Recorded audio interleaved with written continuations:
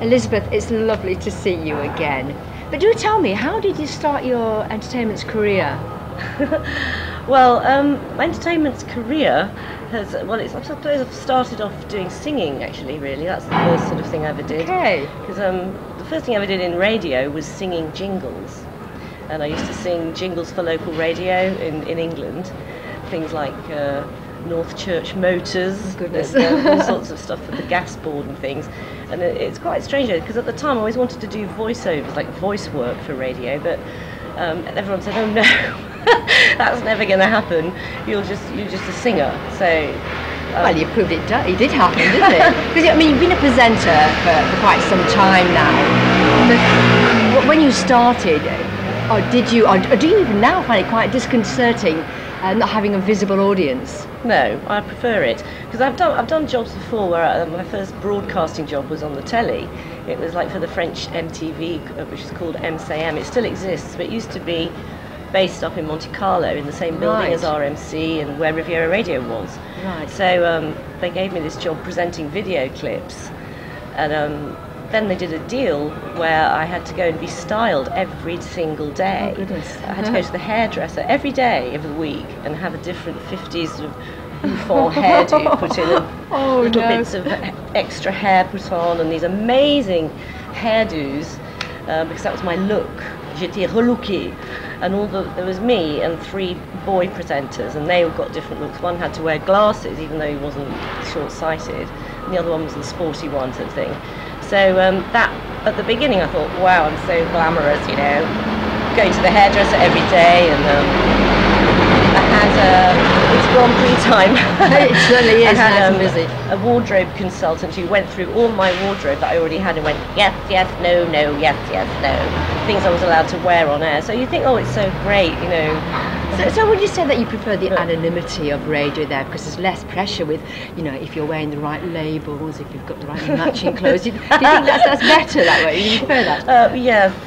Yes, I do much prefer that. I mean, at the moment, I think I look better in the dark with the light behind me, and usually wear a really scruffy clothing to work. No, but it is a thing where I can wear whatever I like now, so I wear jeans every day if I want. So you let your voice, it's your look really, isn't it? It defines you. But do you think in the music industry in general, the entertainment industry, that there is too much pressure on the appearance? Or would you say that, particularly with females, that it comes with the territory?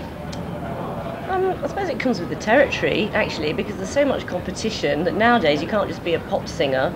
You've got to be a dancer, a model, you've got to be articulate and be interviewable.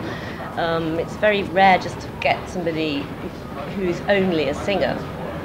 Well, we've had entertainers that have pushed those boundaries, haven't they, with what they wear. You know, Rihanna's one of them, and Lady Gaga. Lady Gaga, of course. I mean, she sets the if pace. you really look at her, Lady Gaga, she's not particularly beautiful as a woman, but she just has this amazing capacity. And this aura, confidence, and a whole big imagination.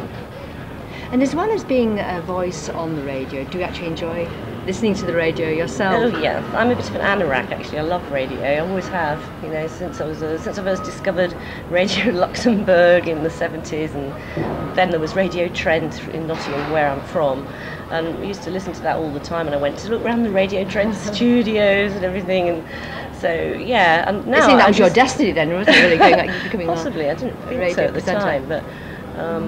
How do you find when you're listening back on yourself? Because I know for myself, when I'm interviewing people, think, oh my goodness, you know, is that my voice? You know, when you capture a voice, it has so much depth, it's different to when you're speaking live. Well, yeah, I suppose I used to have that, but that really, now I'm quite used to. I know there's a difference in your own head from what you actually sound like to other people, but that doesn't faze me at all now. No, I'm very used to it. And what about your musical preferences? What do you like to listen to in the car or at home or wherever? Well, I listen to all kinds of stuff actually, because I live with a musician, so he's really into kind of rock and roll and goes through different phases of all kinds of different music. But I suppose my personal preference is probably Motown and soul, although I'm really mad on Pat Metheny and loads of jazz, and so I also like rock and roll, you know. So it depends on your mood, I suppose. I mean, because you're listening to music all day, aren't you? Yeah. And it's not really your choice, the music. Never. So it's Barely ever. So we'd be blitzed with Motown if it was Elizabeth Lewis show. Yeah, and you know, I'm really quite into some classical music too. So that's how I was brought up. So, you know, stuff like See, there's quite Vivaldi a good mix there. Debussy on a Sunday morning in the bath, for instance. Yeah. That's a great way to chill out, isn't it? What is your feeling about the entertainment music industry in general, with bands and artists setting out? Do you think they've got enough platforms to launch themselves? Well, yeah, they have now. God, they've got far more than they ever had before. They've got the YouTube, they can have MySpace, they can Twitter about themselves as much as they want in the public domain. There's a lot of platforms now. It's not just do a gig or go to see a record company. Loads of people become popular just through YouTube or MySpace. And do you think that's an advantage to it? Yeah, definitely. Young up and coming band. Absolutely. Yeah. And what brought you to Monaco? Well, just before I decided to leave England for good in the, well, I won't say when it was, but it was towards the end of last century. I had dinner with somebody I was at university with, and he said, oh, if you're going to head down to the south of France, there's this radio station that's just set up. It's called Riviera Radio, and he'd actually worked for the summer as a DJ on it. And so when we arrived in the south of France a few months later, I wrote to them, phoned them up, and they were there in Monaco. There was another radio station as well at the time that was just closing down. I think it was in Antibes, called Sunshine Radio. Ah, so, yes. At the time, I persuaded Riviera Radio actually to give me a job, but selling advertising space. So that's how I first worked for Riviera Radio. But I just did that for a year, and then I got this job on the telly.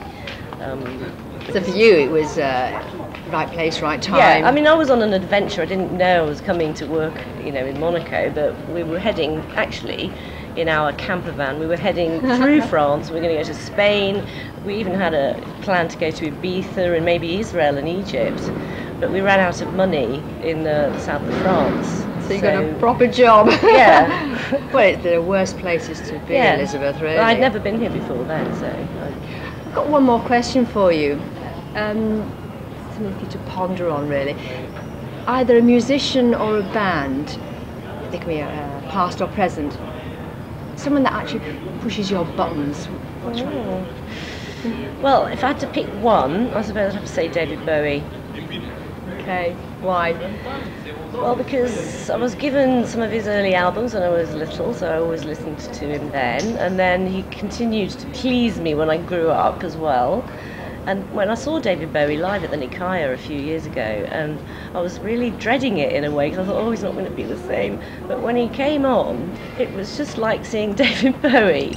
Do you see what I mean? You know, he's one of those artists. Oh, he's a true performer, isn't he? Yeah, that's the thing. Even some of the songs which weren't my favourites that he did that night, he was absolutely just lived up to everything that I had hoped for. He didn't do anything spectacular, you know, he's just David Bowie wearing a suit singing.